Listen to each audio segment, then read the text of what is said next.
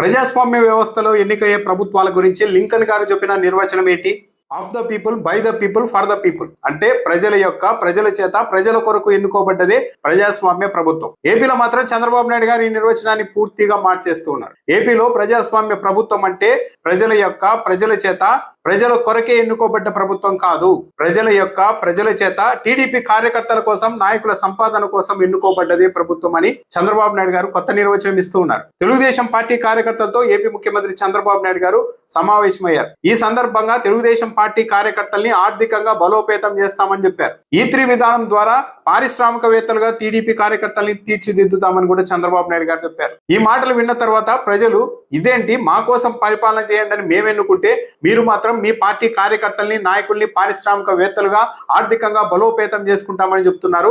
ఒక ముఖ్యమంత్రి ఇలా బహిరంగంగా చెప్పవచ్చా అని ఎక్కడ అనుకుంటారో అని, ఇదంతా ఒక దోపిడీ విధానం అని ప్రజలు ఎక్కడ ఫిక్స్ అయిపోతారో అని చంద్రబాబు నాయుడు గారు దీనికి ఒక అందమైన పేరు కూడా పెట్టారు. అదేంటంటే ఎథికల్ ఎకనామికల్ ఎంపవర్మెంట్, అంటే విలువలతో కూడిన ఆర్థిక సాధికారిత అని ఒక పేరు కూడా పెట్టారు. చంద్రబాబు నాయుడు గారు ఈ పేరు పెట్టడం వెనుక కూడా స్పష్టమైన ఉద్దేశం ఉంది. ఎక్కడ టీడీపీ కార్యకర్తలందరినీ ఆర్థికంగా బలోపేతం చేస్తామని చెప్పంగానే ఓహో ఇదంతా దోపిడీ విధానం, కార్యకర్తలకి నాయకులకి దోచిపెట్టే విధానాన్ని చంద్రబాబు నాయుడు గారు అనుసరిస్తున్నారని ప్రజలు ఎక్కడ అనుకుంటారో అన్న ఉద్దేశంతో ఒక అందమైన పేరు ఎథికల్, అంటే విలువలతో కూడిన సంపాదన, ఇది దోపిడీ కాదు విలువలతో కూడిన సంపాదన అని చెప్పి ప్రజల్ని మభ్యపెట్టే ప్రయత్నం చేస్తున్నారు. అంటే దీన్ని దోపిడీగా ప్రజలు చూస్తారు అన్న విషయం కూడా చంద్రబాబు నాయుడు గారికి తెలిసే ముందుకెళ్తున్నారన్నది ఈ పేరును బట్టే అర్థమవుతోంది. ఏ ప్రభుత్వం అధికారంలో ఉన్నా సరే కార్యకర్తలకి చేయూతనివ్వాలని అనుకోవడం అన్నది సహజం. కానీ ఇదివరకు ప్రభుత్వాలు మేకను తిని ఎముకలు కనిపించకుండా జాగ్రత్త పడేవి. కానీ చంద్రబాబు నాయుడు గారు మేకను తినడమే కాదు, ఆ ఎముకల్ని మా మెడలో వేసుకొని తిరుగుతాం,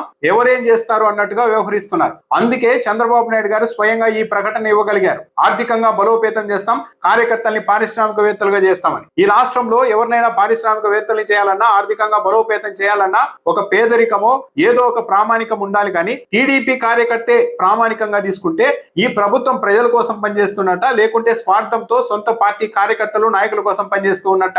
ప్రజల్ని పారిశ్రామికవేత్తలుగా చేసేందుకు ప్రభుత్వాలు అనేక పాలసీలు ప్రకటిస్తూ ఉంటాయి. కానీ ఈ పాలసీల్లో ఒక లిమిట్ అంటూ ఉంటుంది. అందరికీ పారిశ్రామికవేత్తలు అయ్యేలాగా సహకరించే పరిస్థితులు ఉండవు. రాయితీలు కొందరికి మాత్రమే పరిమితమై ఉంటాయి. ఇప్పుడు స్వయంగా చంద్రబాబు నాయుడు గారే టీడీపీ కార్యకర్తల్ని పారిశ్రామికవేత్తలుగా చేస్తూ ఉన్నాం అని చెప్తూ ఉన్నారు. అంటే ఇక పారిశ్రామికవేత్తలుగా తయారు చేసేందుకు ప్రభుత్వం ఏదైనా ఒక పాలసీ చేస్తే అది సామాన్యులకు, ఇతరులకు అందుతాయా?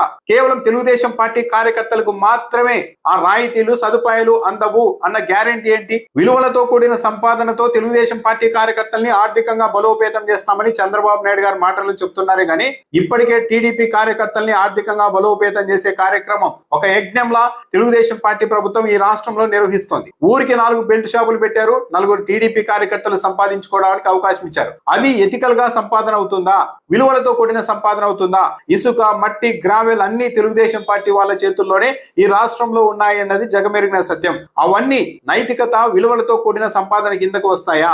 చివరకు ఉపాధి హామీ పథకాన్ని, CMRF పథకాన్ని కూడా తెలుగుదేశం పార్టీ కార్యకర్తలు వదిలిపెట్టడం లేదు. వాటాలు వేసుకొని డబ్బులు పంచుకుంటూ ఉన్నారు. ఇవన్నీ కూడా విలువలతో కూడిన సంపాదన కిందకు వస్తాయో లేదో చంద్రబాబు నాయుడు గారే చెప్పాలి. ఇంకా విచిత్రం ఏంటంటే ఇదే సమావేశంలో మీ అందరినీ పారిశ్రామికవేత్తలు చేస్తాం, ఆర్థికంగా బలోపేతం చేస్తామని కార్యకర్తలకు హామీ ఇచ్చిన చంద్రబాబు నాయుడు గారు అదే కార్యకర్తలకు మరో విషయం చెప్పారు. రాష్ట్ర ప్రభుత్వం ఆర్థిక ఇబ్బందుల్లో ఉంది, ఈ విషయాన్ని ప్రజలందరికీ మీరే వివరించాలి అని తెలుగుదేశం పార్టీ కార్యకర్తలకు చంద్రబాబు నాయుడు గారు చెప్తున్నారు. అంటే ప్రజల గురించి ఏదైనా చేయాలంటే ఆర్థిక ఇబ్బందులు గుర్తుకొస్తాయి. తెలుగుదేశం పార్టీ కార్యకర్తల కోసం కావచ్చు, తెలుగుదేశం పార్టీ నాయకుల సంపాదన కోసం కావచ్చు, అప్పుడు మాత్రం ఆర్థికంగా ఎలాంటి ఇబ్బందులు ఉండవా? తెలుగుదేశం పార్టీ కార్యకర్తల్ని ఆదుకోవాలన్న ఆలోచన చంద్రబాబు నాయుడు గారికి ఉండవచ్చు. కానీ ఇక్కడ దిగ్భ్రాంతి కలిగిస్తున్న అంశం ఏంటి అంటే, మేము మిమ్మల్ని పారిశ్రామికవేత్తలుగా చేస్తాం, మీరు ఆర్థికంగా బలోపేతం అయ్యేలా చేస్తామని ఇంత బహిరంగంగా ముఖ్యమంత్రి హోదాలో చంద్రబాబు నాయుడు గారు చెబుతూ ఉన్నారంటే ఇంత ధైర్యం తెలుగుదేశం పార్టీ నాయకత్వానికి ఎక్కడి నుంచి వచ్చింది? తెగింపు ద్వారా వచ్చిందా?